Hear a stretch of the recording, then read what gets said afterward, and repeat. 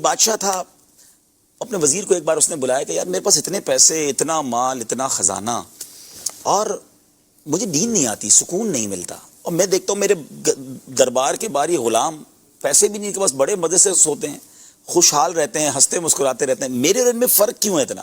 یہ انجوائے کرتے ہیں لائف کو، میں ٹینشن میں ہوں۔ وزیر کہتا ہے بادشاہ سلامت یہ بات آپ کو 99 نمبر فارمولے سے سمجھ آئے گی۔ کہا اچھا یہ کیا ہے؟ اس نے اسی غلام کو بلایا جو بڑا انجوائے کرتا تھا، غریب، کچھ بھی نہیں اس کے پاس۔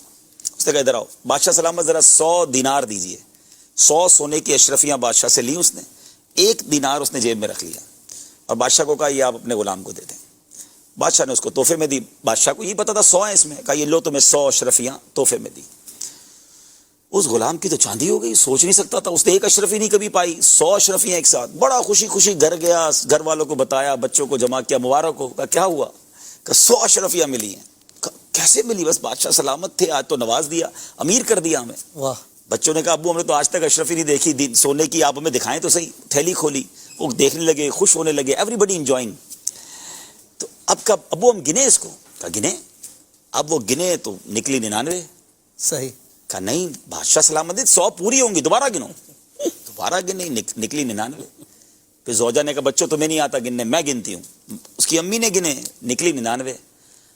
اب اس والد پر اعتراض شروع، تم سے سنبھلتی ہی نہیں ہے، بادشاہ سلامت نے 100 دی، یہاں آتے آتے تم نے گرا دی، تمہیں عقل ہے کہ ایک اشرفی کتنے کی ہوتی ہے؟ وہ کہتے نہیں ایسا ہو ہی نہیں سکتا۔ اب برتن اٹھے، کبڈز اٹھی، پلنگ نکلا کہ کہیں نہ کہیں نیچے ہوگی، ساری رات گھر میں ہنگامہ۔